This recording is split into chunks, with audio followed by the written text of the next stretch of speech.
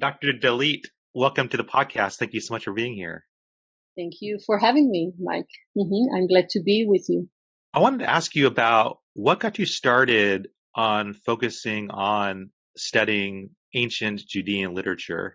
Well, this has been many years before, but I can still recall. I mean, I should say it is a cultural, very deep cultural issue in my, let's say, Israeli identity. I grew up in a non-religious family, and myself, I'm a non-religious person. But the Bible, the Hebrew Bible, was part of the Israeli Zionist culture that I grew upon. So it was early in the 80s of the previous century that I decided that this is the most interesting thing for me to study. It took several years before I focused on Hebrew Bible theology, which is a specific subfield field in the biblical studies. But yes, it has been most fascinating for me for many years now. When you were deciding on a major and a focus area back in college, what were some other areas that you were interested in? Because you chose, very ancient Judean literature, but I'm curious about other areas you were also fascinated by. Well, when I came to the university, I was already prepared for this topic, because just before I went to the university, I worked on a very special place, which is a nature reserve in Israel called Neot Kdumim in the Modi'in area. And it's a special nature reserve that works on nature, on biblical landscapes. And it's a botanical garden that adjoins all the plants. Later on, they added animals mentioned in the Bible. And I was in my early 20s working there. And so when I came to the university, I knew that I wanted to study Hebrew Bible and ancient Semitic languages. It was already final. It was. That's awesome. I came to study these. Yeah.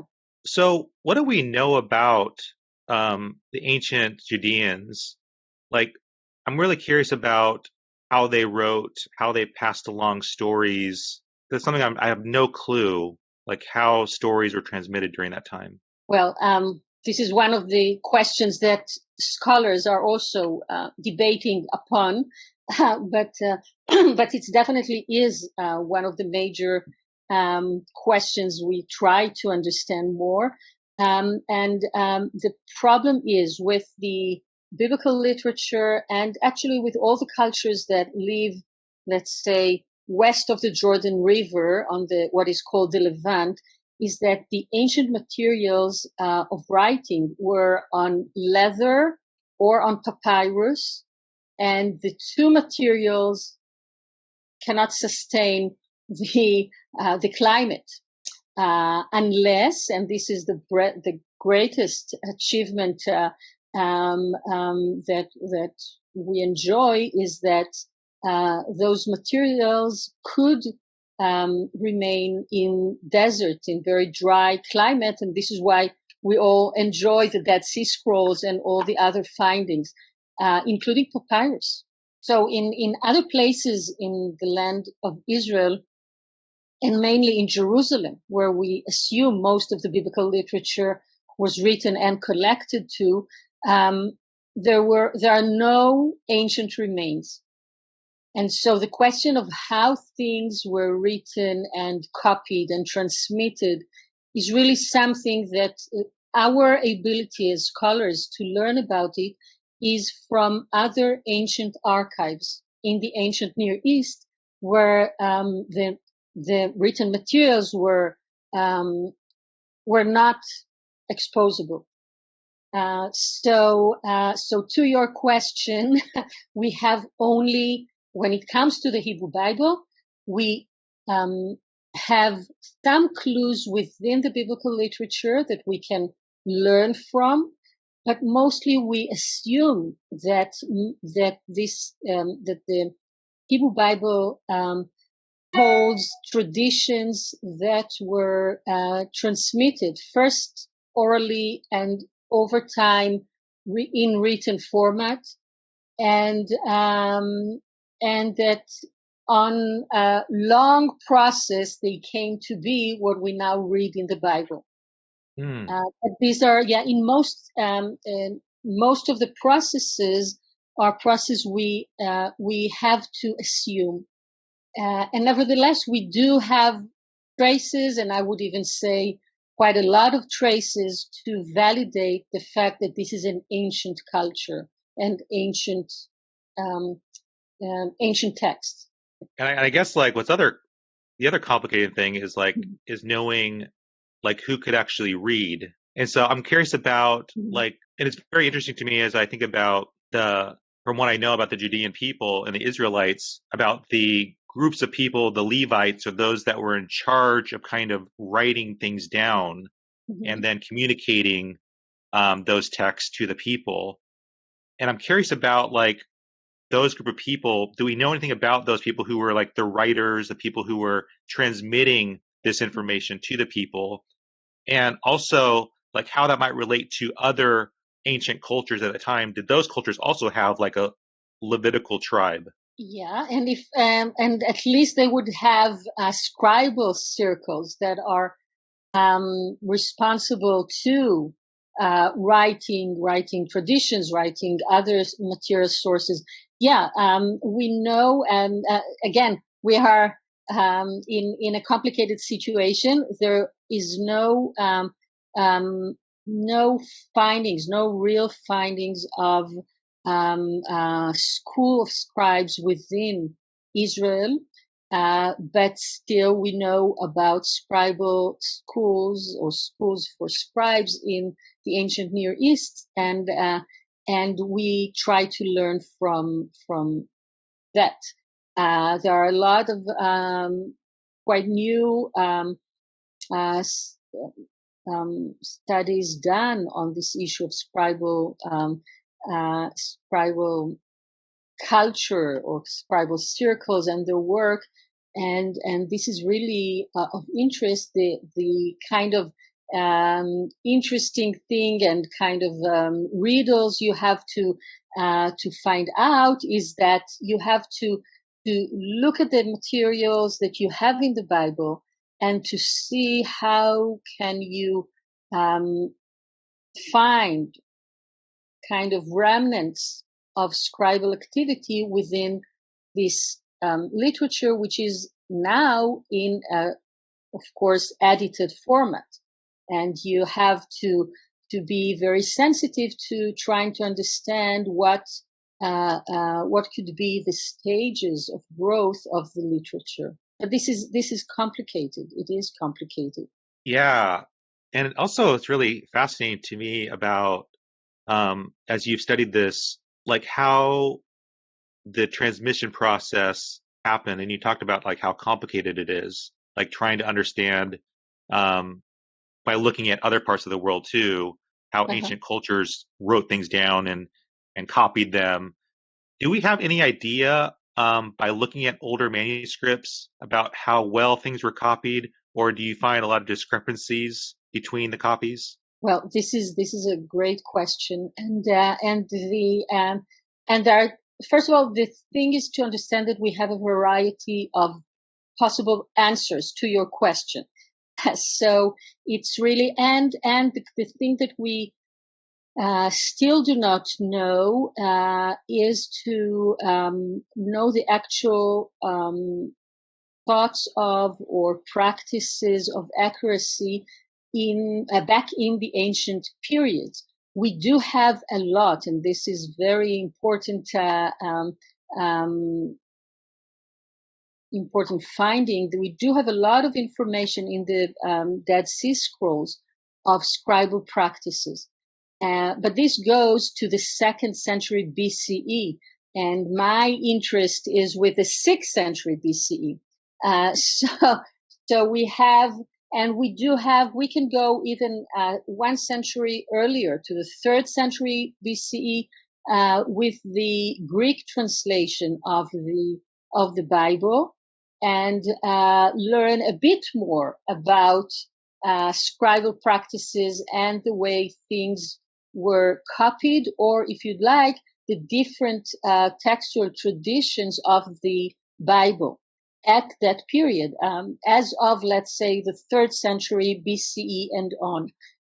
But again, if I, as a scholar, and other colleagues are interested in earlier periods, then we all are in a big trouble exactly on this issue, whether there was an understanding or even an ideology of having one text of a Bible, kind of a unified Bible, or the opposite could be just as true that people already had the idea of kind of sacred or authorized compositions that they held, but not necessarily would they think that the text should be very precise. And so you may find kind of paraphrases too, or you can find kind of nuances in the text. So all those options are actually recorded on the text found in the Dead Sea Scrolls, and when you compare what we later know as the Masoretic text, the Hebrew text of the Bible, to the Septuagint, or to what we call the Vorlage of the Septuagint, the Hebrew at the background of the Greek translation. So when you do all this work, you may see that there is a growth over the last centuries. There is a growth of kind of uniformity that actually goes much much stronger with the Masoretic text. But it was definitely on the last centuries of before the Common Era. There was no one precise, accurate Bible. That's the textual information that we have clearly shows that there was no one text. But when you take all the things together, when you put all the information together, the differences in many of the books are fairly minor.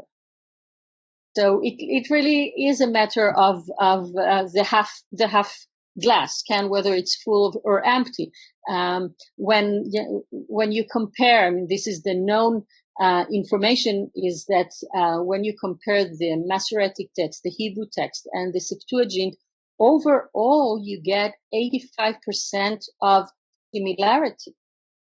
So we're talking actually about the 15%, which, is it a lot or is it minor issue? Well, it depends on the books. There are books that the differences are much major, so they could go up to 20% of difference. And there are books that the textual tradition is fairly similar. So it's really a major question. There are scholars who cannot go over it and say, okay, when we're talking about biblical literature, we cannot go as far as the 6th or the 5th centuries because we don't have actual texts of that time. I'm on on the other side. I mean, I recognize that we don't have the actual text, but I do think that since we can see in the Hebrew Bible, I mean, in the different books, because it's as you know, it's a literature that has developed over centuries of time. Since we can see layers of literary growth, it is clear to me from my studies that gradually there has been a growth of knowledge, of reading and writing, of gradually of compiling literary compositions. Most of this process has begun around the 8th or 7th centuries BCE already. And even though I cannot hold an ancient text as those early periods, I can definitely see, and I am trying to show in my studies, that prophets, for instance, or poets, or historiographers that worked over the late 7th century and definitely early 6th century BCE had already access to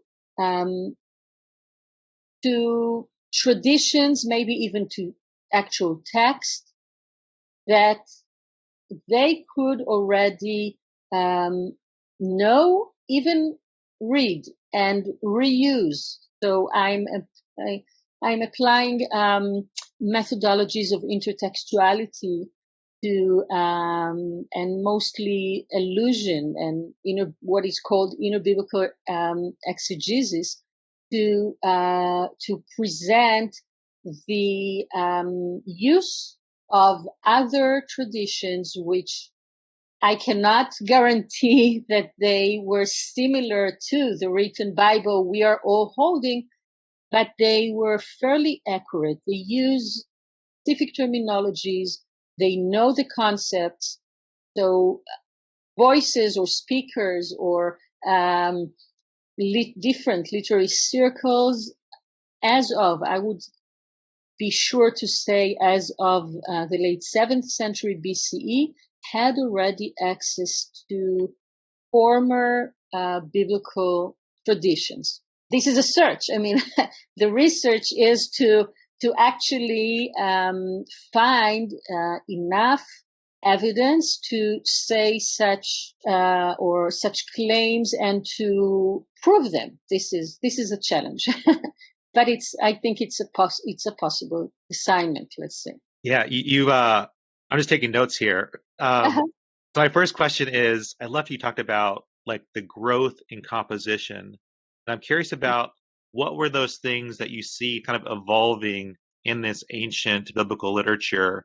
And then at what point do you think that these ancient people believed that this was sacred text? What point, right? As this text is evolving, these histories are growing.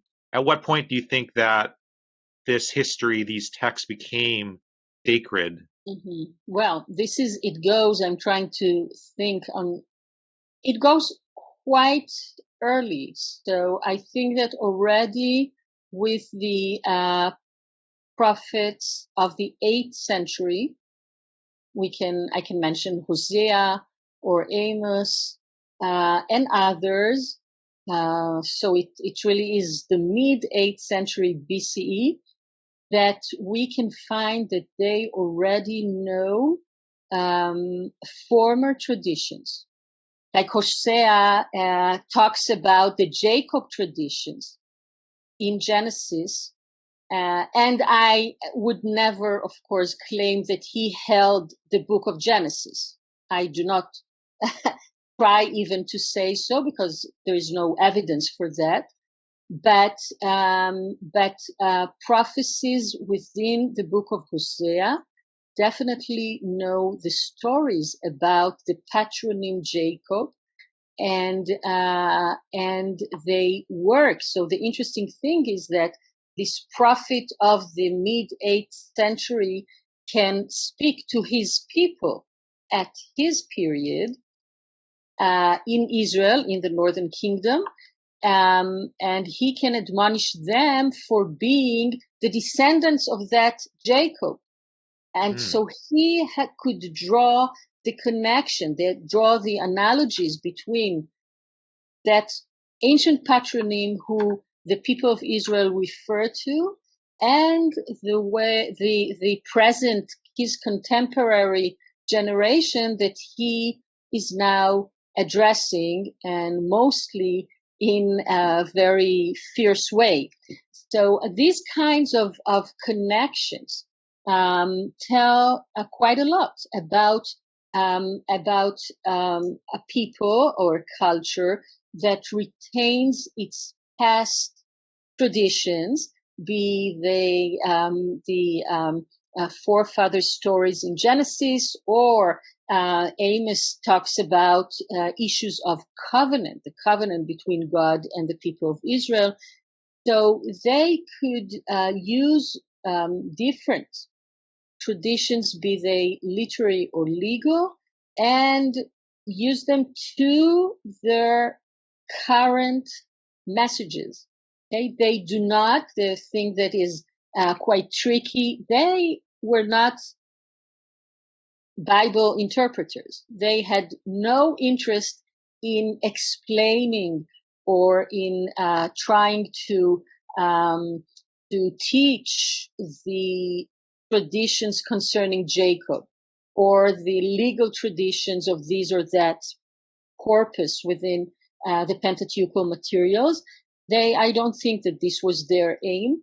What they wanted to be was to prophesy, to maybe the closest would be to speak in a sermon-like to their audiences. And the issue of referring to earlier traditions was part of the rhetoric. Now, if you take that as an option, this can work. I mean, this kind of rhetorical device could work if you assume that their audiences were also familiar with the stories. So, to your earlier question about the question who could be speaking to, who could be audiences, who could be writers, who could be, I don't know to say, and I definitely cannot quantify the numbers of people that could be as knowledgeable. But if you understand the biblical literature as a literature that has a kind of handling a discourse that goes back to earlier traditions, that talks about familiarity with legal and with literary traditions, then you have to assume that this or that prophet, for the matter, assumed that his audiences will understand what he's saying. Otherwise, why would he refer to Jacob when he's talking to a people that have no sense of that earlier tradition? So I think that this methodology of looking at intertextual phases of the biblical literature opened up, at least for me, opened up this literature to understand that it's a culture that is based on knowledge of quite a lot of earlier traditions, and of a culture that is interested in reusing it. So this is one of the things I'm very much fascinated about, how they reused earlier traditions. And it becomes very interesting on both ends. It's interesting if you're interested in the growth of the Pentateuchal literature, and it's just as well interesting to see how later generations reuse time and again. It's not a one process. We use time and again earlier traditions to their own current needs. So it's really, talking about the biblical literature as a living literature, this is something you can really see. Oh, that's so interesting. What are some of the interesting traditions that you see kind of woven into biblical texts?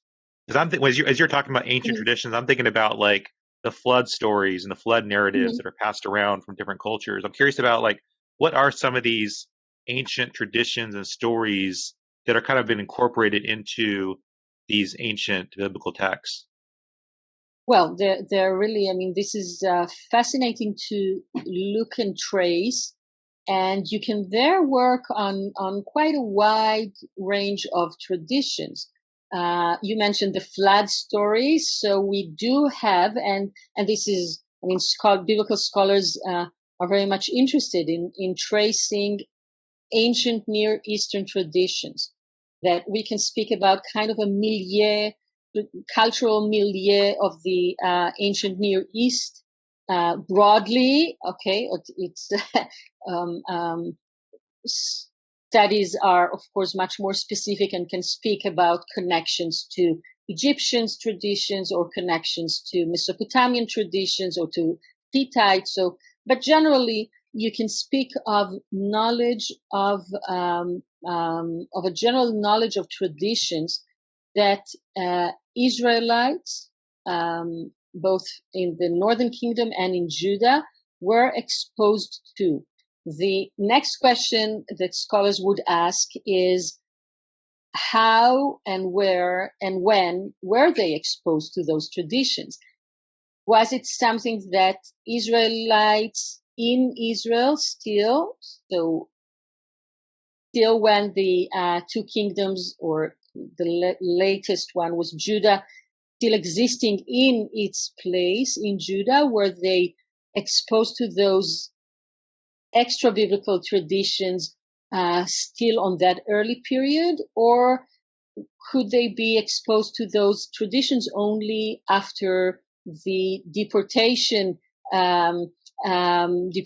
waves of the 8th and then of the 6th century? This will be a question. This will be a debate, but this is really I think we're getting more and more to understanding, and that on that front, archaeological evidence is helpful to see that that Israelites and Judahites were exposed to extra biblical traditions already within the first half of the first millennium BCE. They were more even, let's say, facing those traditions when the Judeans were exiled to Babylon. But yeah, this opens another very wide circle of the ancient Near East, and people were familiar with outer and other religions. Okay, and this is really very interesting to see. I've been interested in conceptions of God, and it's fascinating to see how biblical authors could form, let's say, the monotheistic beliefs in God while being very, I think, deeply knowledgeable of other religions. And so it's not that they, and this is a general understanding that we can say on many respects of the biblical literature. It doesn't seem to be a literature of a people segregated in their own barriers of their culture. I think that biblical literature, in many respects, shows familiarity with the world, the cultural world surrounding, and it, of course, it differs. I mean, there are compositions that are much more open to other cultures. There are compositions I can mention, like the Book of Deuteronomy, which is very particular in its kind of wanting to structure an Israelite segregated culture, but this same book is very much familiar with so many other cultures, legal traditions, religious traditions. So it plays kind of very complicated game, let's say, with what it takes from the other cultures and what it holds as its own Yahwistic religion, and this makes it very interesting. It's a kind Yeah, of a combination, and the combination is a major issue that allows authors to build their own identity. So if you really want to appreciate in a very deep way the Israelite religion has evolved and developed, the more you would know about the other cultures around, the more you will appreciate the way the Israelite religion had grown on that background. So this is why we ourselves as biblical scholars, and we take our students to this search of learning the Bible on its ancient Near Eastern background. It's really essential. It's something that allows us to be much more deeply learning the biblical text. that's beautiful. That's beautiful. And as you're chatting about how different cultures influenced the ancient Judean people, and you mentioned like this conception of God and who God is, and certainly during this period, we know that there were many different gods that were believed in, right? And even the Hebrew texts tell us about Baal and different deities, right? And so Mhm. I was curious about like the question over polytheism versus monotheism and the ancient people as they were developing these texts, because obviously you read about these other deities that other tribes believed in. And when you kind of look at the ancient Judean people, were they polytheists and then eventually moved to monotheism? Or were they monotheists all along and they always just didn't believe that there were other gods that were truly other gods out there? I'm curious on your perspective on this. I don't know if this is the right question to be asking. Well, yeah, it is. It's a very good question to be asking, and it's a very complicated way to answer. I can try to do it very simply, and then we'll see if we want to complicate it more. The simple thing to say is that the biblical literature, and we are working with the Bible. I mean, this is what we are having, and we can, of course, add evidences from the material culture that were exposed over in archaeological expeditions, and we can know, of course, and add, and we should add the literary evidence from the ancient Near East. When you take all this evidence together, you still have to realize that the biblical literature, let's say the authors of this literature, are monotheistic. And here I'm just giving a very simple answer concerning the authors of the literature. So when you read the Bible, you really get the impression that everyone is on a very clear and strict understanding of a monotheistic religion. Okay, there's only one God, and you have to be completely obedient to that one God, and there are no other gods. But as much as you read that there are no other gods, you understand that this is a very polemical sentence, okay, of Lo iyu lecha Elohim acherim al panai, okay, what we have in the opening of the Ten Commandments. It's you're not allowed to have any other gods, which means there are other gods. I mean, and there are other gods not only for other nations, there are other gods also for the people, the Judean people. And we know that it's not a matter of estimation. We can know that, for instance, from even Jeremiah, who is a prophet of the late 7th, early 6th centuries. So it's very relatively late, towards the end of the Judean state, the Judean kingdom. And he admonishes the people of Jerusalem that they do. It's not that they do not believe in Yahweh, in the God of Israel. They do, but they add to him other gods. So they are syncretistic in their way of working, of worshiping. And so they do not just hold the absolute unity of one God. They try to bring in others. And this is, for Jeremiah, of course, is a great sin. And he can say that for this disobedience, the kingdom will be destroyed. So it's a great threat, which now we can learn about it. So we can say that even at the end of the 7th, early 6th century BCE, there was a clear demand to be completely obedient to the one God of Israel. And just as well, there is a clear understanding that Judeans worshipped more than just the one God of Israel.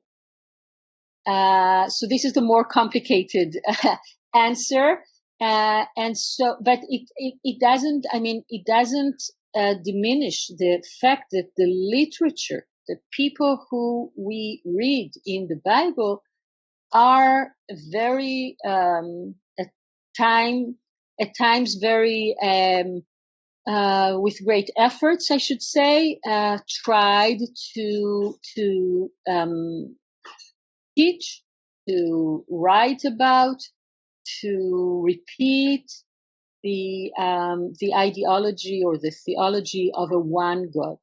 But they had very very difficult time to make it the major line of thought.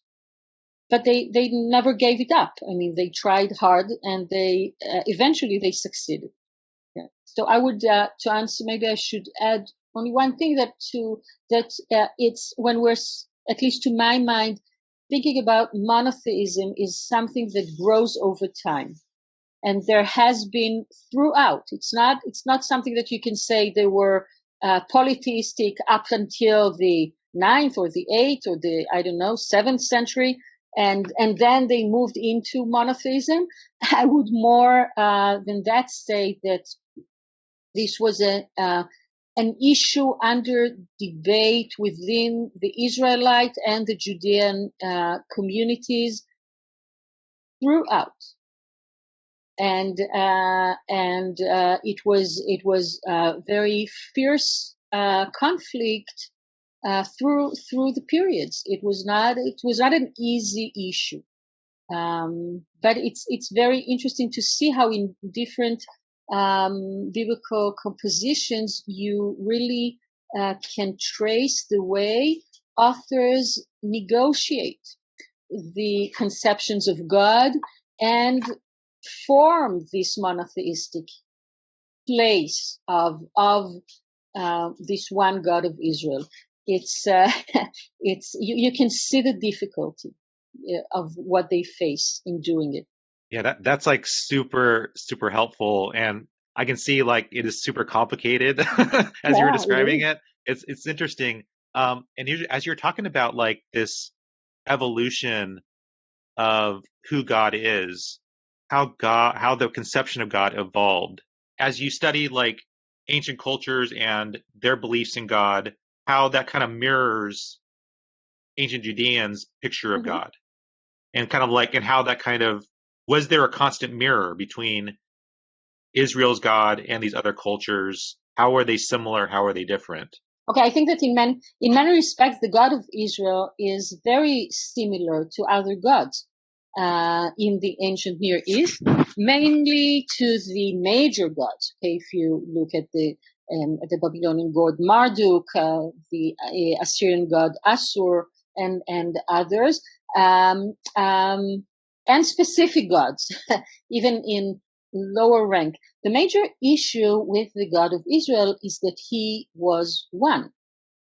Okay, so and I mean, at least from the perspective of the authors that we find in the biblical literature, they had this challenge that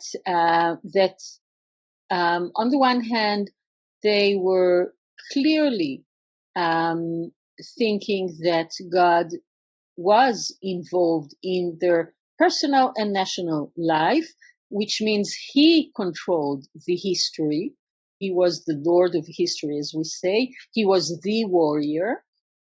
He was accompanying the king on his wars and the people in their wanderings and wherever. So this was one very clear understanding. But on the other hand, he had also to control all other aspects of life. He was the one who is responsible for the rain, for the for the growth of vegetation, of food, to supply his people. He was the one who is responsible for fertility. You cannot just give this authority to a different God, because there is no other God. So when you, we're going back to monotheism, if you want to create a one God, he needs to have all those responsibilities.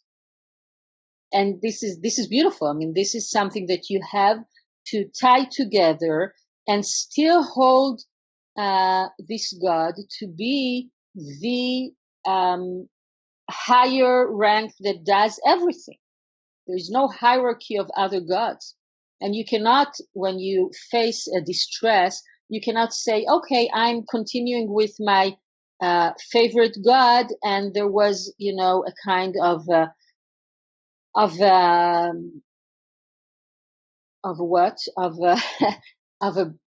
other side of a God, as had become on the Zoroastrian religion and other places.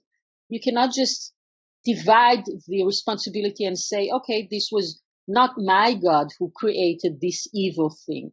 When you hold to a monotheistic religion, this is the God, and he does everything.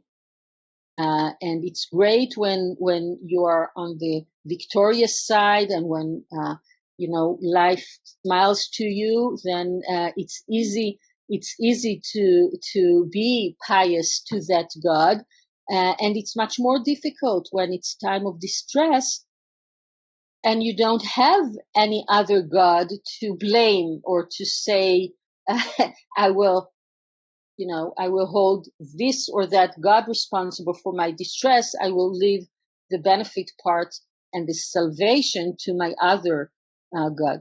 This is not an option for biblical authors. And this is where the Israelite religion becomes very interesting on the background of the ancient Near East, because this is where it differs, and it needs to find ways to describe God as holding all the responsibilities of the different aspects of life. And on top of that, in the Israelite religion, it was, as we all know, it was a religion that did not symbolize God in any iconic way. So biblical authors really had, a challenge over a challenge. It's not only that he is one; you cannot even make an idol of him. You cannot present him let's say in a material way. Although, and this is why I'm struggling with picking the words, because on the other hand, I mean, with this command not to make an idol of God, there is still a prevalent way of speaking about God in the Hebrew Bible in a very anthropomorphic way. So you do not draw or sculpture an idol of God, but you talk about him and to him in a very anthropomorphic way. And you portray, since he is the God of, he is, of course, mostly metaphorized as a king, as the highest rank of humans. So the metaphors of God very much are centralized around the image of a king.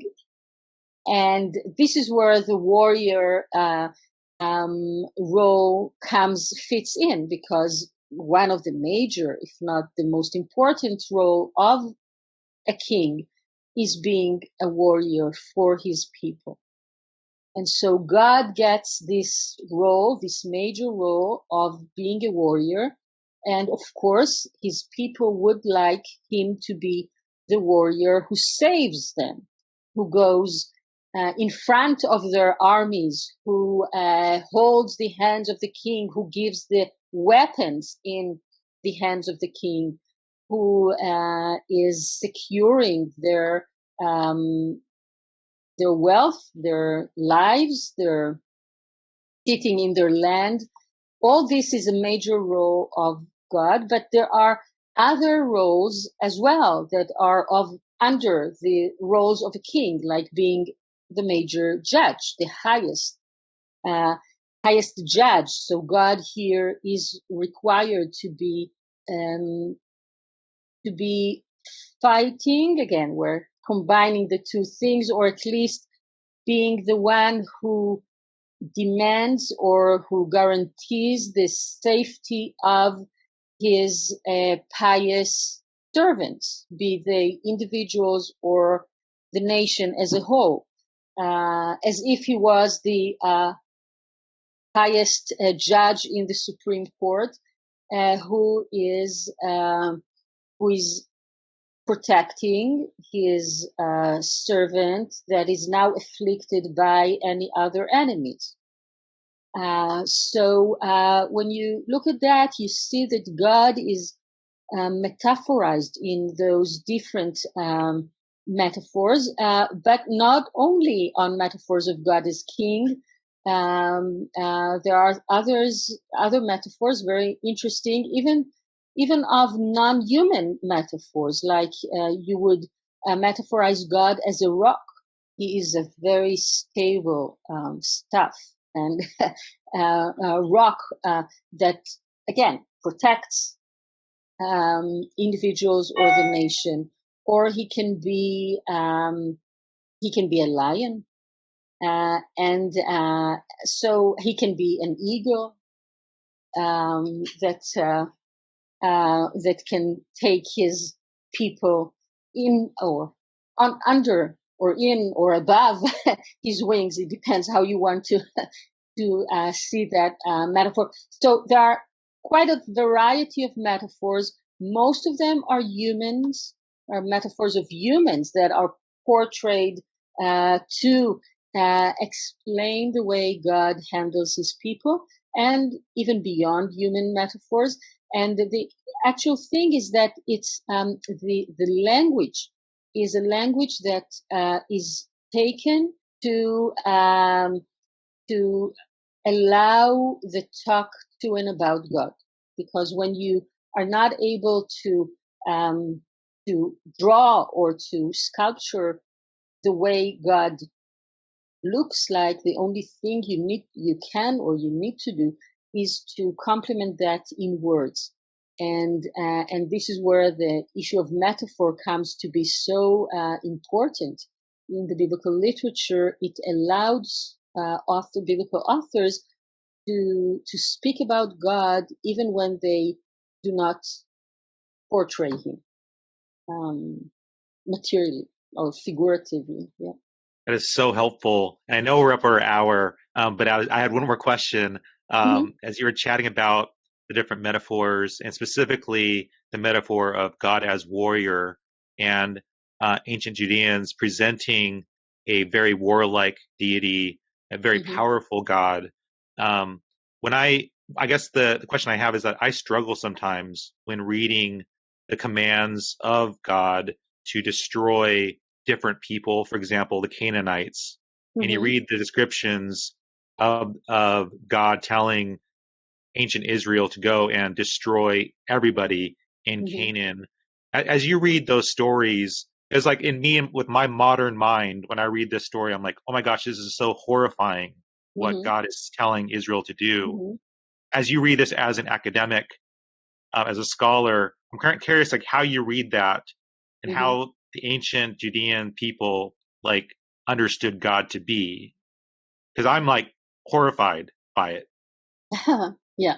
Well, in many places and in many texts in the Hebrew Bible, God is horrifying, and He was very much horrifying to His people and to others.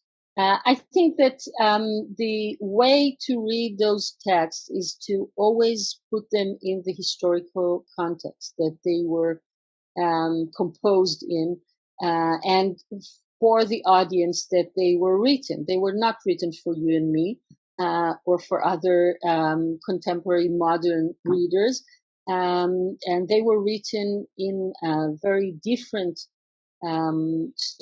society or cultural context. And this is the way people spoke on the first millennium BCE in the area of the Levant and the ancient Near East. And once you understand that wars were events where the gods were involved, this is a general ancient Near Eastern concept, and probably much beyond the ancient Near East, but I'm speaking about that. So the roles that God plays in war in favor of His people and against their enemies is quite similar to what you find in other cultures, and the way they would speak about how their gods are facing the others around them. So in that matter, the biblical literature is not different, and it is not extreme on those issues. One very famous example is that this issue that you mentioned of the command to destroy the Canaanites is something that we read in the Mesha Stele. Yeah, in the Mesha Stele in Moab, as a command given by Kmosh, the Moabite god, to Mesha, the Moabite king, to destroy completely, to culminate the people of Israel.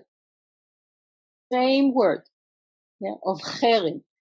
So it's, and this is still coming from the 9th century BCE in Moab. It's not written in the Bible, but it's the same conception of war, in which when you go to war, you expect that your God will do the war for you.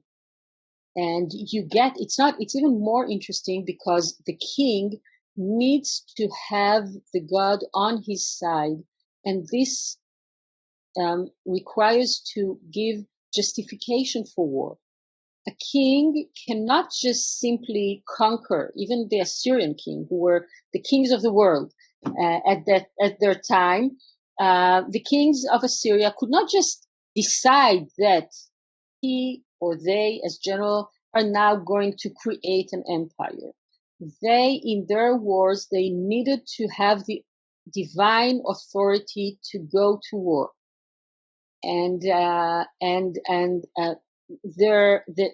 another similar issue is that all kings of those ancient different nations and religions had the understanding that their God is with them in war. And therefore, when they are victorious, it's a great sign that God was with them in war.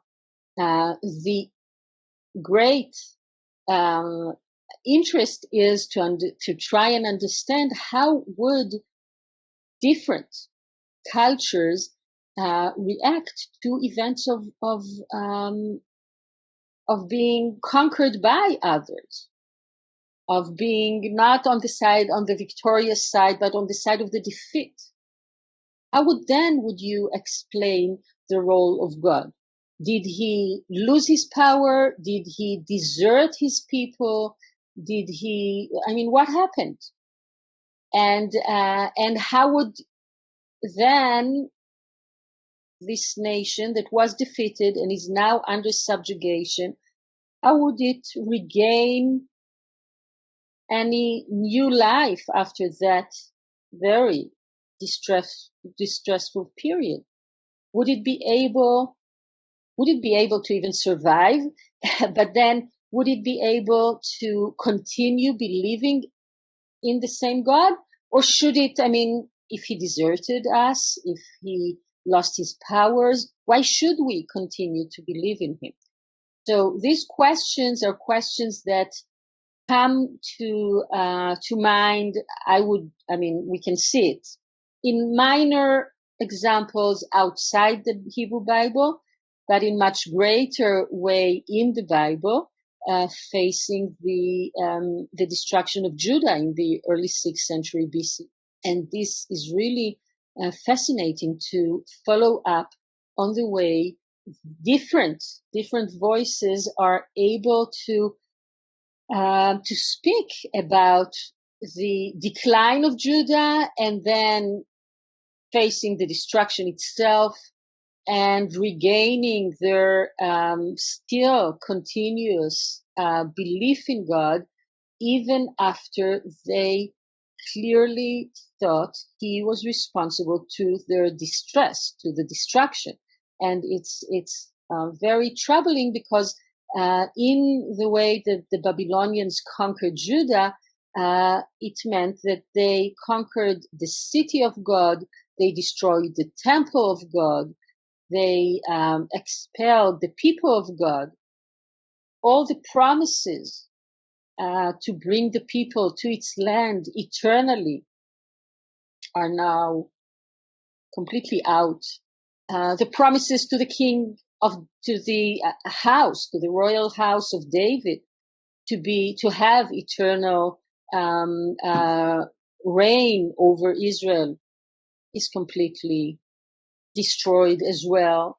So it's a matter of the early 6th century BCE is really a critical point when in many dimensions you would think that the people of Israel, the Judeans, should have said, okay, we understood, we had enough, and we are not going to continue believing in this God who has been the savior from Egypt, but who is now responsible for our distress, meaning he has become our enemy.